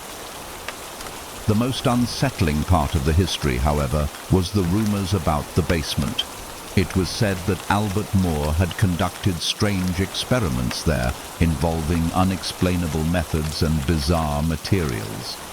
Neighbors spoke of him becoming increasingly disturbed over the years, often talking about bringing something back, something that was never identified. Lucas couldn't shake the feeling that whatever was in the basement was somehow connected to Moore's disappearance. He had to confront whatever it was. That night, he armed himself with a flashlight, a crowbar, and a deep sense of dread. He made his way down to the basement again, determined to end the terror once and for all. This time, he wasn't running. He was going to find out what had been tormenting him. When he reached the bottom of the stairs, the air was colder than ever. The shadows in the corners of the room seemed to twitch, almost alive. The scraping noise had stopped, but the silence was deafening, as if the basement was holding its breath. Lucas moved carefully across the floor, shining the flashlight in every direction. The light fell on a large wooden crate in the corner of the room, covered in dust and cobwebs. It looked old, ancient even, with strange markings carved into its sides.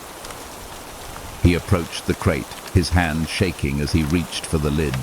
He pried it open, and the smell hit him immediately, a thick, metallic odor that made him gag. Inside the crate was something wrapped in layers of cloth. Lucas unwrapped it carefully, his pulse quickening. What he found made his blood run cold.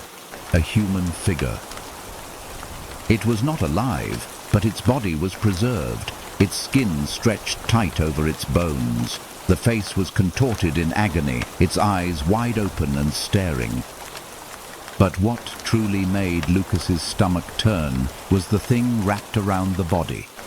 Chains, long, heavy chains, twisted and knotted in strange patterns, as if something had been trying to escape.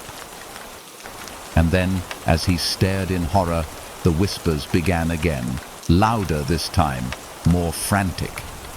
The air around him grew thick, oppressive, as if the very walls of the basement were closing in on him. He felt a presence behind him, a dark force, something that had been waiting for this moment. A shadow moved across the wall. It was large, monstrous, and as it shifted, the scraping sound returned, louder than ever.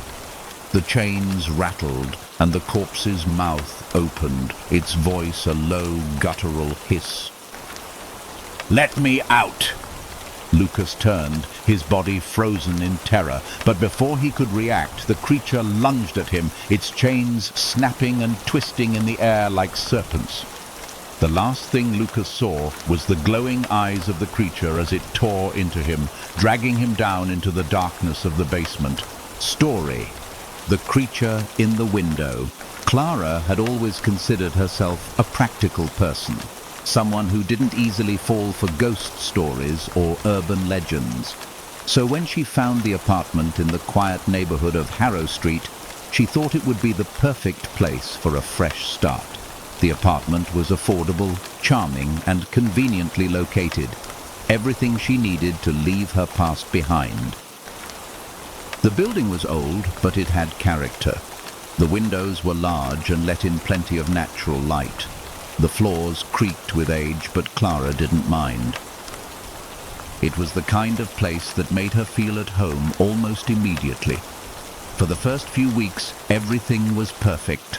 Clara settled in quickly, unpacking her things, decorating the space with photographs and plants.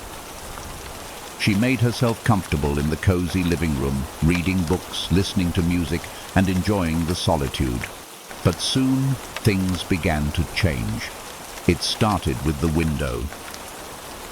The apartment faced a small alleyway, and the view wasn't particularly remarkable, just brick walls, fire escapes, and an old lamp post. But at night, Clara would sit by the window, watching the occasional car pass by or listening to the distant sounds of the city. That was when she noticed it. The figure. At first, it was a shadow in the corner of her eye, barely noticeable. She would turn to look, but by the time she focused, it would be gone. She brushed it off, telling herself it was nothing, just a trick of the light, a passing car casting a brief shadow. But the figure kept appearing, always at the same time, just before dawn. One morning, Clara woke up early, the sun still low in the sky. She sat by the window, her coffee in hand, gazing out as usual. And that's when she saw it clearly for the first time. The figure was standing at the far end of the alleyway, just beyond the streetlight's reach. It was tall and thin, almost skeletal, with limbs that seemed too long for its body. Its head was tilted slightly, as if it was studying her through the window. Clara's heart skipped a beat. The figure was unmistakably human in shape, but there was something deeply unsettling about it. Its skin was too pale, its movements too stiff. The longer she stared, the more she felt a deep, unexplainable fear settle in her chest. She blinked, and when she looked back, the figure was gone. That night, Clara tried to convince herself it was nothing. But as the days passed, the figure returned. Every morning, just before dawn, it would appear again, standing motionless in the alleyway. And every time Clara looked away and looked back, it would vanish. The strange behavior of the figure made her uneasy, but she refused to let fear control her. She wasn't going to let her imagination get the best of her. But as the days went by, the figure started to grow bolder. It wasn't content with just standing still anymore. Sometimes it would move closer to the window, slowly creeping along the alleyway. And one night, it even seemed to press its face against the glass.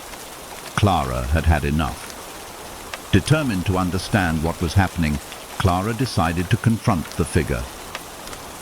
The next morning, she stood by the window, staring down into the alleyway with a mix of fear and resolve. She watched as the sun slowly rose, the golden light creeping over the buildings, and just as she had expected, the figure appeared again. This time, Clara didn't hesitate. She threw on her jacket and ran out of the apartment, her heart pounding in her chest. She descended the creaky staircase and stepped into the alleyway, the cold air biting at her skin. The street was empty, save for the trash cans and the flickering streetlights. She walked cautiously down the alley, her footsteps echoing in the quiet morning. As she neared the end of the alley, her eyes darted around, scanning every corner for any sign of the figure. The wind rustled the leaves on the ground, and the faint hum of the city seemed miles away. And then she saw it. The figure was standing in the shadows, its back to her.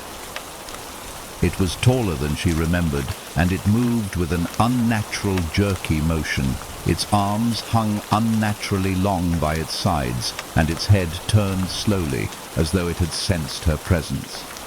Clara froze, her breath catching in her throat. The figure's face was hidden in the darkness, but she could feel its eyes on her, cold and unblinking. "Who are you?" Clara called out, her voice trembling. "What do you want?" The figure didn't respond. It just stood there, motionless, staring at her with its eerie, hollow eyes. Clara took a cautious step forward, her mind racing. But as she moved closer, the figure's mouth opened, revealing a twisted, gaping hole where its lips should have been. And then, in a voice that sounded like 1,000 whispers, it spoke. "I am waiting." Clara's heart pounded in her chest, her legs threatening to give out beneath her. She felt the ground beneath her feet shift, the air thickening around her. The alleyway seemed to close in, and she realized that the figure wasn't just standing there, it was waiting for her to come closer, to step into its world. I don't understand," Clara stammered. "What do you want from me?" The figure took a step forward, its limbs unnaturally long and stiff. Its face, now fully visible, was a grotesque mask of pale skin and hollow eyes. There was no expression, no emotion, just an endless void where a human face should have been. "You will join me," it whispered, its voice like the scraping of nails on glass. "You have been chosen!" Clara screamed and turned to run, but the alley seemed to stretch endlessly in front of her. The figure followed, its movements jerky and unnatural, closing the distance between them with terrifying speed. The air grew colder, and the shadows seemed to twist and warp as if they were alive. And then, with one final scream, Clara was gone. Days passed, and the building on Oak Street remained as quiet as ever. The neighbors spoke in hushed tones about the young woman who had vanished without a trace. The only sign of her ever being there was the empty apartment, its windows still covered by thick curtains. And every morning, just before dawn, the figure stood in the alleyway, waiting for someone else to look out the window. Story. The Hollow of Forgotten Souls. Ian had heard the rumors about the Hollow long before he decided to venture into it. It was a place that locals avoided, their faces tightening in fear whenever its name was mentioned. Nestled deep in the woods, it was a part of the forest that had been abandoned for generations. Most people said it was cursed, a place where people went in but never came out. But for Ian, the idea of an untouched, mysterious place filled with secrets and untold stories was too enticing to ignore. He was an explorer at heart, someone who sought out the unknown and relished the thrill of discovery. So when he got the opportunity to take a few days off work, he packed his gear, grabbed a map of the area, and set off toward the Hollow. He told himself it would be just a weekend trip, a bit of an adventure. Nothing too dangerous, just a chance to experience something new. As he walked through the woods, the sun began to dip below the horizon, casting long shadows across the forest floor. The air grew colder, thicker, as if the woods were closing in around him. He could feel the weight of the silence, the absence of life in this part of the forest. The birds, which had been so loud earlier, had stopped chirping. Even the wind seemed to hold its breath. The hollow was different from the rest of the forest. The trees here were twisted and gnarled, their bark dark and mottled. The ground was uneven, and there was a dampness in the air that made the whole place feel wrong. Ian pushed on, eager to reach the heart of the hollow, where he hoped to find some relic of the past. Maybe an old structure, maybe remnants of the people who once lived there. He finally reached the clearing just as the last of the daylight faded. In the center of the clearing stood an old stone well, half overgrown with vines and moss. It looked ancient, weathered by time, yet strangely intact. Ian approached it, his flashlight casting eerie shadows across the surface. He knelt down to inspect it, brushing away the moss. As he did, his flashlight flickered, and for a moment the beam illuminated something he hadn't noticed before. Scratches, deep and jagged, etched into the stone around the well's opening. The marks seemed to spell something, but it was too difficult to make out. He leaned in closer, straining his eyes in the dim light. That was when he heard it. A low guttural sound coming from the well. Ian froze, his heart pounding in his chest. It wasn't the wind, it wasn't an animal. It was something, someone, breathing. "Hello?" he called, his voice shaking, his flashlight beam darting around the clearing. The sound stopped, and the silence returned. But it wasn't the same. It was as if the forest itself was holding its breath. Ian hesitated. His rational mind told him to leave, to head back to the safety of his car and forget this ever happened. But the pull of the mystery, the unknown, was too strong. He had to know what it was, had to uncover the truth. So, after a deep breath, he peered over the edge of the well. That's when he saw them. Eyes. Thousands of them, all blinking in the dark, reflected in the water below. Ian recoiled, his breath catching in his throat. The eyes were wide, unblinking, but they weren't human. They were too many, scattered across the surface of the water like stars in the night sky, their irises black and endless. He stumbled back, his mind racing. What was this place? What was in that well? Suddenly the ground beneath him shifted. Ian lost his footing, his foot slipping on the damp earth. He fell forward, his hands scraping against the side of the well as he tried to catch himself. But as he reached out, his hand brushed against something, a hand, cold, clammy, and skeletal. He screamed, pulling his hand back, but it was too late.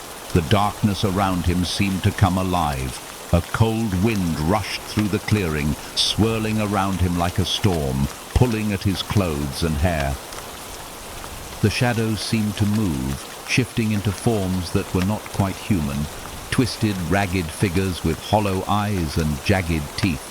From the well, a voice emerged, a voice that wasn't a voice at all, but a chorus of whispers, low and mournful.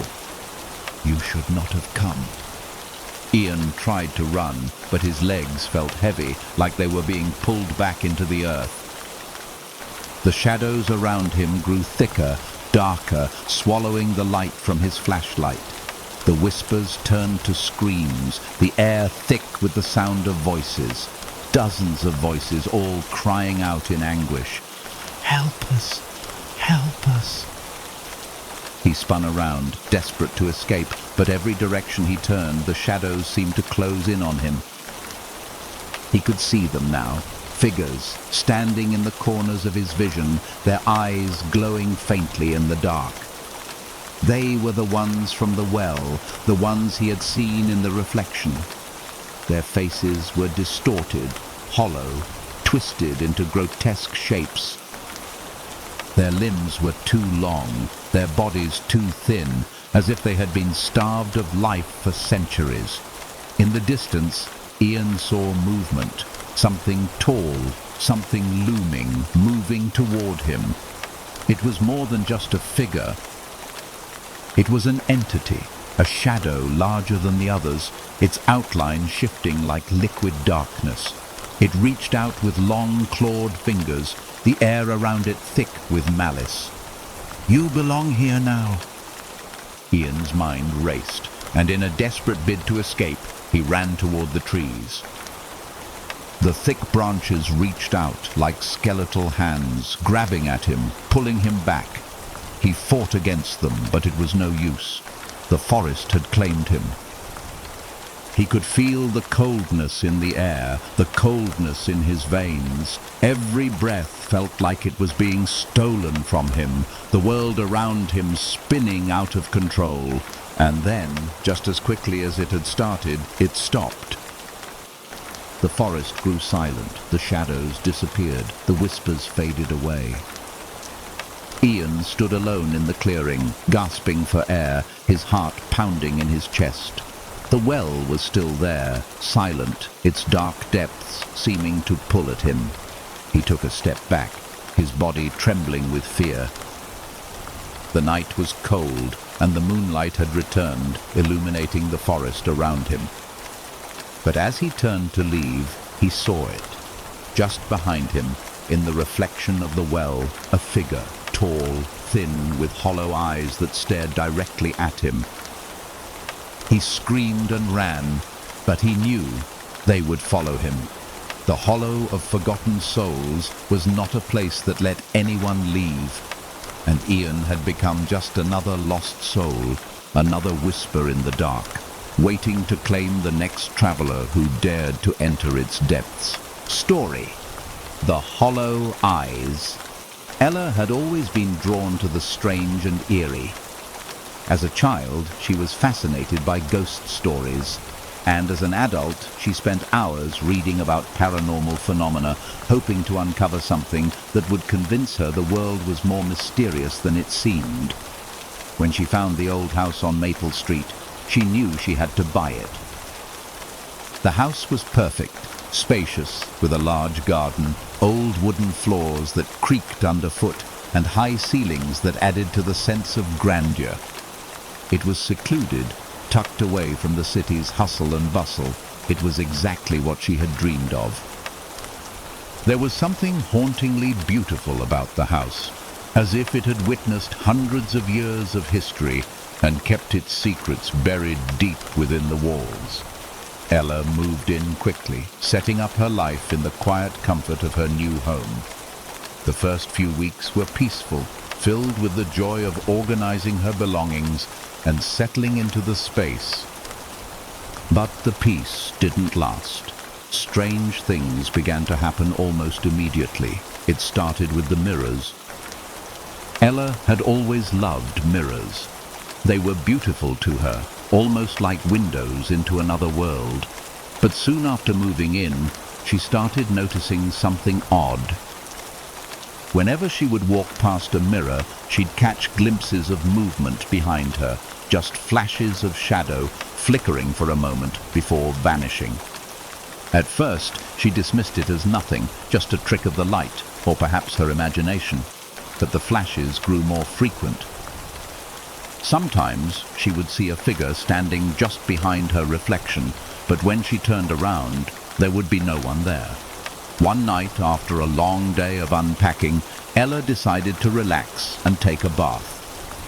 The bathroom mirror was fogged from the heat of the water, but as the steam began to clear, Ella thought she saw something that shouldn't have been there. Two dark eyes appeared in the fog, watching her from the mirror. She froze, staring at the mirror. The eyes were hollow, black and lifeless, as if they belonged to something not entirely human. For a moment, they seemed to blink, and Ella's blood ran cold. She hurried out of the bath, her heart pounding in her chest, but when she looked back at the mirror, the eyes were gone. At first, Ella thought she was just overtired. Maybe it was a side effect of the stress of moving into the new house, but as the days passed, the occurrences became more frequent. The eyes, now fully visible, began to appear not just in mirrors, but in windows, in dark corners of her rooms, even in her reflection in the windows at night. One evening, as she walked through the hallway, she saw them again. The eyes, the hollow eyes, staring at her from the living room window. They were dark, unblinking and cold. Ella froze, her breath caught in her throat as she stared at them. This time, they weren't just an impression in the reflection, they were real. She could feel them burning into her skin. Suddenly the eyes blinked, and then they were gone. But the feeling of being watched didn't fade. It lingered, growing stronger. Ella could no longer ignore it. She had to know what was happening. That night, Ella decided to confront whatever was haunting her. She had spent the past few weeks trying to dismiss the eerie feelings, the strange occurrences, but it was clear now that something was wrong. The eyes were always there, lurking in the shadows, watching her every move. They had become an obsession, and she had to face them, to understand what they wanted. She sat in the living room, staring at the window, waiting for them to appear. Hours passed, the silence of the house pressing down on her.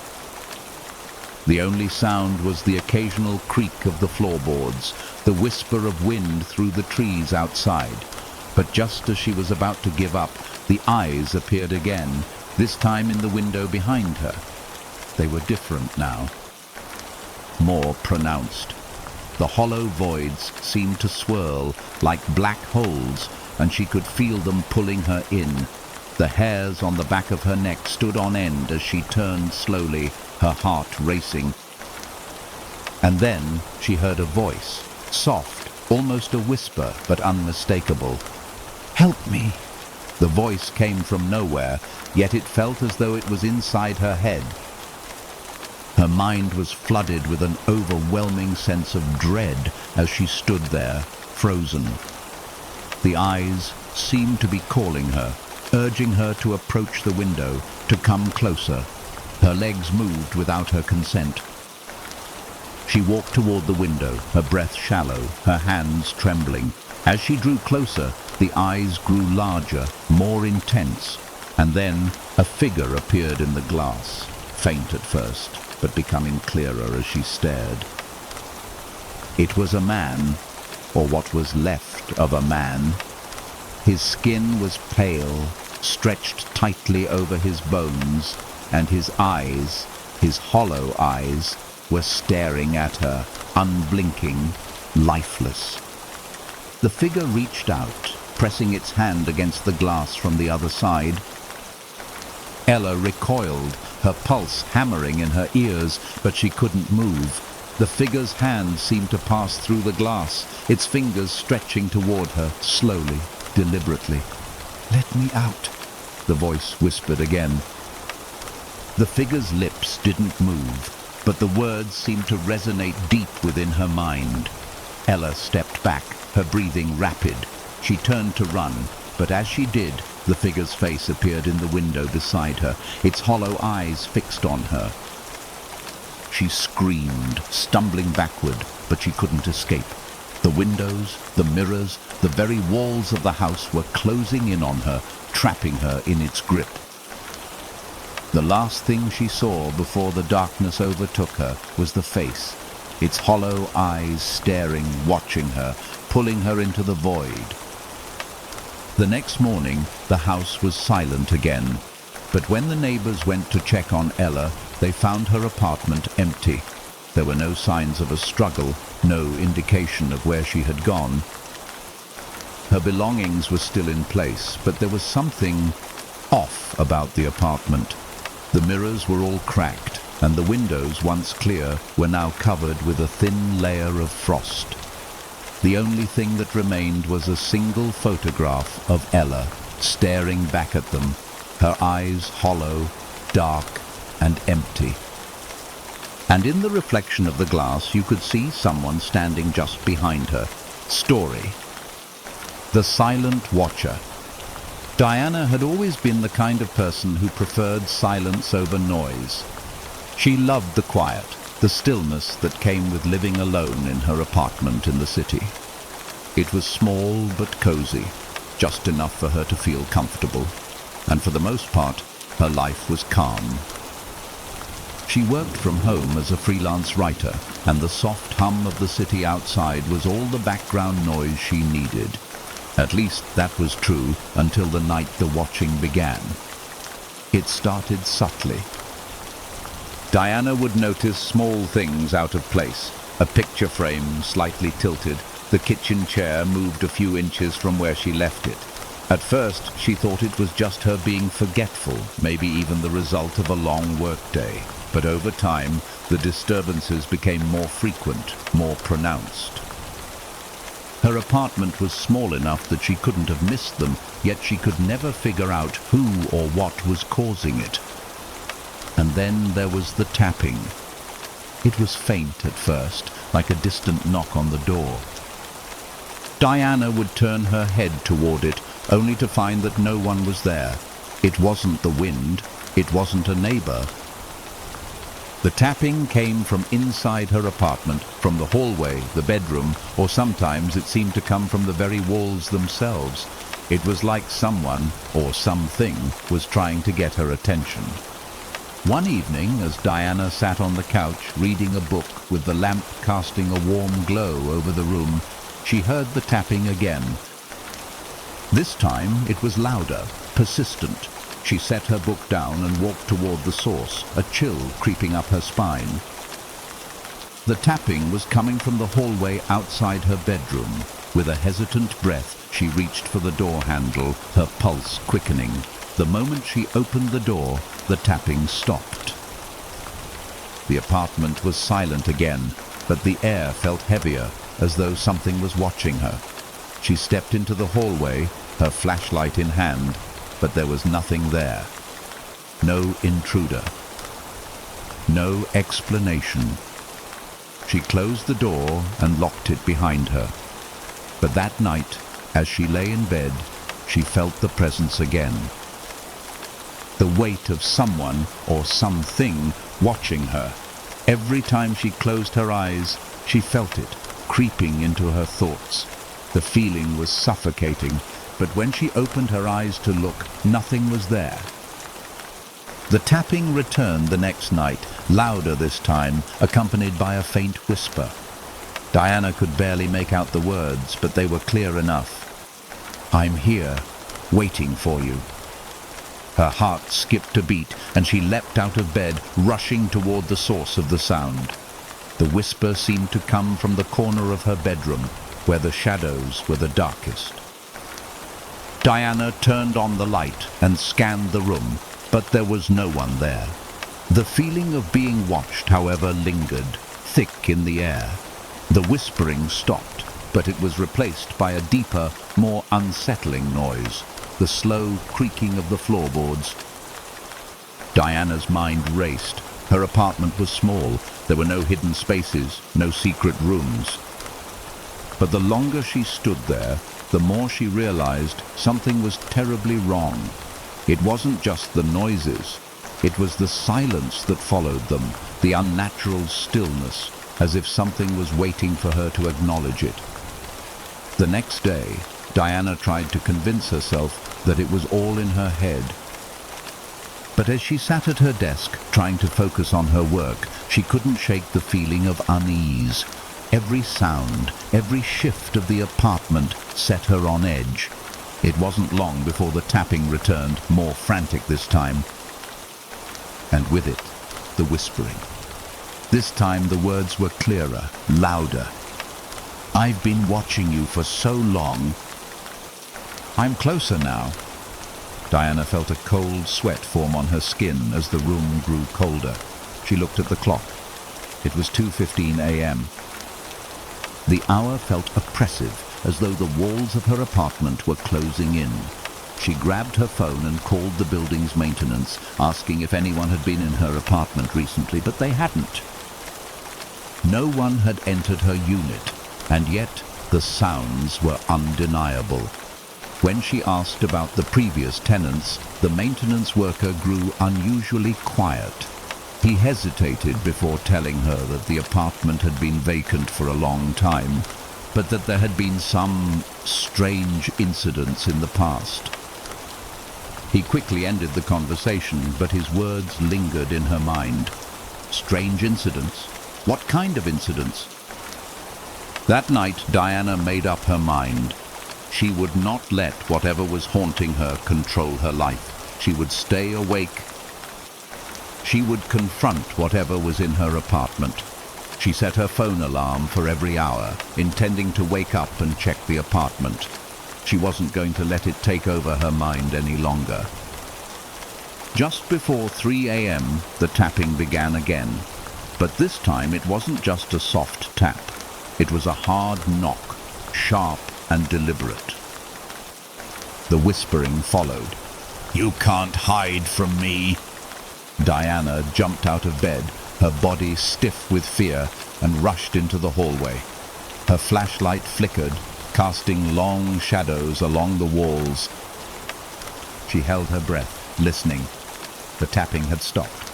But now, in the dead silence, she heard something else, a faint scraping sound coming from behind her bedroom door. With shaking hands, Diana reached for the door handle and slowly turned it. The moment she opened the door, she froze. There, standing in the doorway of her bedroom, was a figure. It was tall, too tall, its body hunched and its face hidden in shadow. But she could see the shape of its eyes, large, hollow, staring at her with an intensity that made her blood run cold. "I've been waiting," the figure whispered, its voice sending chills down her spine. Diana's feet refused to move as she stared at the figure. She wanted to scream, but no sound escaped her lips. The figure stepped forward, its presence filling the room, and just as she thought it would reach out to her, it stopped. The air grew thick, suffocating, and for a moment everything went completely silent.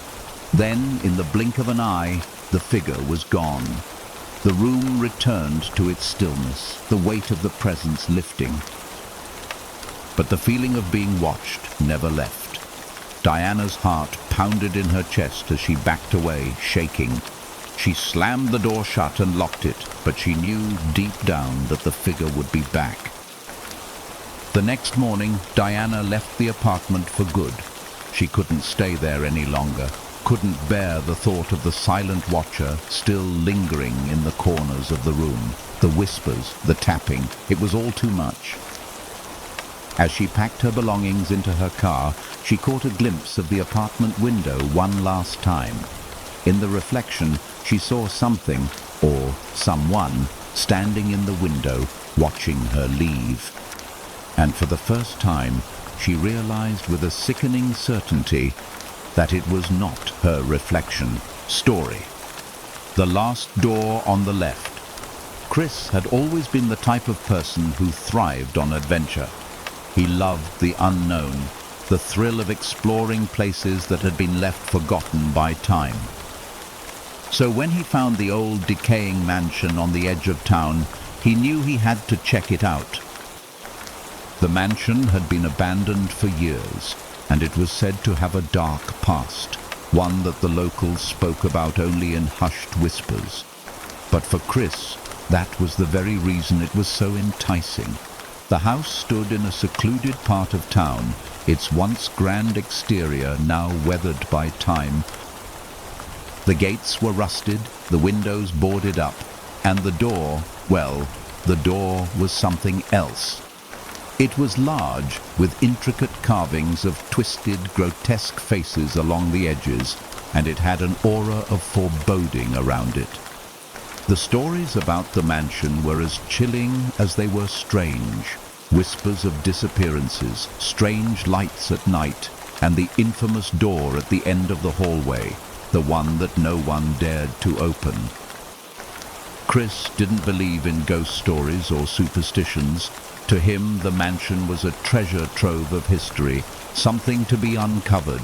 So, without hesitation, he entered through the broken gate, feeling a rush of excitement. The interior of the mansion was just as decayed as the outside. Dust-covered furniture, peeling wallpaper, and long dark hallways that seemed to stretch endlessly.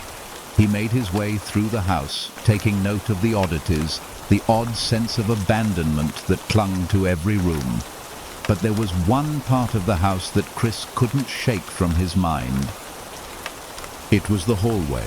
It was dark, narrow, and at the very end of it there was a door, the last door on the left. It stood there, almost alive, like it was calling to him, waiting for him to approach. The other doors along the hallway were broken or locked, but this one was different. It seemed pristine, untouched by time. The wood was rich and dark, and the brass handle gleamed in the dim light. Chris couldn't resist. With a sense of anticipation and dread, he walked toward the door. The moment he touched the handle, a chill ran down his spine, but he shook it off. He turned the handle, and the door creaked open with a sound that echoed in the silent house. The room beyond was cloaked in shadows, but the air inside was different, thick, almost alive. He stepped inside. The room was small, and at first Chris saw nothing unusual. It was a simple room, with old furniture covered in white sheets. A bed, a dresser, and a small wooden desk. But then, as his eyes adjusted to the darkness, he saw it. The mirror. It stood at the far end of the room, large and framed in dark, carved wood that matched the door. The mirror's surface was cracked, the edges chipped, but it was still intact. And it was in the mirror that Chris saw it. Himself. Or rather, the reflection of himself. But something was wrong. His face was pale, his eyes wide and dark, and his expression was twisted, as if it were not his own. For a moment, he stood frozen, unable to look away. The reflection of himself seemed to move independently of him, its mouth twitching as if trying to speak. It was then that Chris realized with a cold rush of panic that the reflection wasn't just an image. It was something more. Something alive. And then the reflection smiled. Chris backed away from the mirror, but the reflection in the glass stayed exactly where it was. The smile grew wider, more sinister, and its eyes seemed to burn with an unnatural light. He spun around, his heart pounding in his chest, but the room was empty. There was no one behind him. His gaze darted back to the mirror, and his blood ran cold. The reflection was no longer just standing there.